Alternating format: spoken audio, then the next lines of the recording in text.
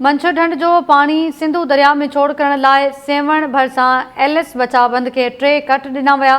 दरिया में 2 फुट पानी लथो आहे। आपाशी अमलदारनि जो चवणु आहे त भानसेराबाद के बचाइण लाइ एलिस बचाव बंद के कट ॾिना आहिनि। मंछर ढंढ जो पानी सिंधु दरिया में छोड़ करण लाइ सेवण भरिसां एलिस बचाव बंद के 3 कट ॾिना विया आहिनि। आपाशी अमलदारनि जो चवणु आहे त दरिया में 2 फुट पानी लथो आहे। भानसेराबाद के बचाइण लाइ एलिस बचाव बंद के कट ॾिना आहिनि।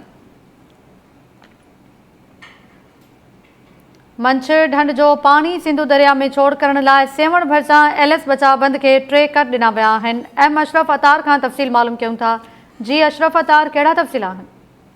जी तारा, बिल्कुल ही मंछर ढंढ जो पानी सिंधु दरिया में छोड़ करण लाइ मंछर जो पानी गोठ करमपुर वटि एलिस बंद के RD 90 ऐं 100 वटि कट लगाया पिया वञनि, जंहिंजो पहिरियों कट लॻी चुको आहे ऐं हिन वक़्तु सिंधु दरिया मंछर जो पानी आहे उहो खणी रहियो आहे। एलिस ढंढ के कट वारे हंधि MNA सरदार सिकंदर रापुटो, SSP जामशेरो जावेद बलोच, आबपाशी इंजीनियर सिक्योरिटी एहलकार वॾे अंग में हिते मौजूदु आहिनि।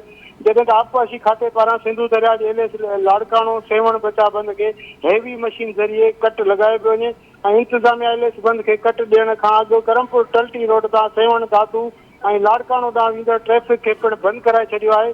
जॾहिं त एलिस बंद के कट लॻाइण ऐं मंछर जो पानी सिंधु में ख़ारिज थियण सां ॻोठ करमपुर समेत सेवण तालुके जे मुतासिर थियल 7 यूनिटनि तां ॿोॾि जे पाणी जो वधियल दबाव उहो पिणु घटि थियण जो इम्कान आहे। जॾहिं त इब्तिदाई तौर ते इंजीनियर आहे हितां जो सेवण जो शहबाज जो महेश कुमार टाइम न्यूज़ खे ॿुधायो आहे त इब्तिदाई तौर ते एलिस बंद खे करमपुर वटां 3 कट लॻाए रहिया आहियूं। जेकॾहिं उन्हनि कटनि मां मंछर जे पानी तेज़ी सां दरिया में छोड़ थियो त उन सां करमपुर समेत ॿियनि ॻोठनि तां पानी जो दबाव घटि थी वेंदो ऐं उमेद आहे त भान सईदाबाद तां ख़तरो आहे या दादू तरफ़ जो ख़तरो आहे उहो बि घटिजी वेंदो। जी महिरबानी अवां जी अशरफ अतार तफ़सील ॾियण लाइ।